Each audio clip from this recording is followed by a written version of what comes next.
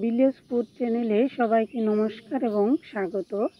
আজ তৈরি করছি গাছের তরতাজা পেঁপে দিয়ে মুগ ডালের খুবই সুস্বাদু একটি রান্না, নিরামিষ রান্না।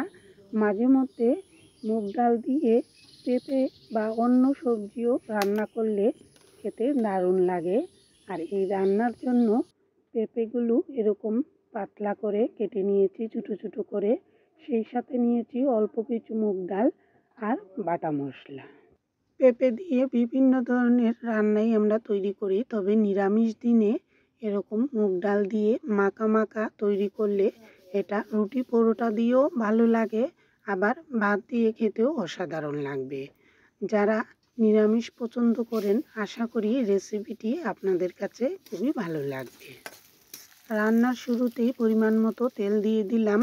তেল গরম হয়ে আসলে এবার ছোটো এক বাটি মুগ ডাল এভাবে মিডিয়াম আঁচে অথবা চুলার আঁচ বাড়িয়ে দিয়েও 2 থেকে 2.5 মিনিটের মতো ভেজে নিচ্ছি। মুগ ডাল অতিরিক্ত ভাজলেও খেতে ভালো লাগে না, তাই এরকম ভাজা হয়ে আসার সাথে সাথেই বাটা মশলার মধ্যে জিরা, ধনিয়া এবং শুকনো মরিচ বাটা দিয়ে দিলাম আর নেড়ে চেড়ে টুকরো করা পেঁপেটাও দিয়ে দিয়েছি। তেল মশলার সাথে সবজিটা খুব ভালো করে কষিয়ে নেব 2 থেকে 3 মিনিটের মতো। এই রান্নার জন্য পেঁপেগুলো আগে সেদ্ধ করেও মুগ ডালের সাথে দেয়া যায়, আবার কম সময়ে তৈরি করার জন্য এক পাকে তৈরি করতে চাইলে এভাবে তৈরি করেও নিতে পারেন। নেড়ে চেড়ে নেওয়ার ফাঁকে পরিমাণ মতো লবণ, হলুদ এবং ছোটো চামচে 2 চামচ চিনি দিয়ে ভালো করে কষিয়ে নিলাম।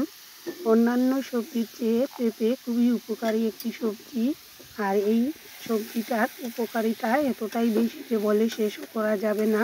হজমের জন্য তো খুবই ভালো, আবার রোগ প্রতিরোধ ক্ষমতা বাড়াতেও পেঁপের জুড়ি নেই। মাছের ঝোল, নিরামিষ যেভাবেই তৈরি হোক না কেন খেতে ভীষণ টেস্টি হয়। আর এই রান্নাটা এক পাকে তৈরি করলে সময়ও অনেকটা কম লাগে আর খেতেও ভীষণ সুস্বাদু। আর এবার অল্প করে জল দিয়ে দিচ্ছি। এই রান্নাটা মাখা মাখা করব, আর মুগ ডাল খুব বেশি সেদ্ধ হবে না, একটু আস্ত আস্ত শক্ত শক্ত থাকবে, তাহলে খেতে দারুণ লাগবে। মিডিয়াম আঁচে 4 থেকে 5 মিনিট ঢেকে রেখেছিলাম। পেঁপে এবং মুগ ডাল খুব সুন্দর সেদ্ধ হয়ে এসেছে। তারপর ঢাকনাটা তুলে চুলার আঁচ বাড়িয়ে দিয়ে ঝোলটা অনেকটাই শুকিয়ে নিয়েছি, মাখা মাখা করে নিলাম। শেষে লবণটা চেখে দেখে নামিয়ে নিলাম।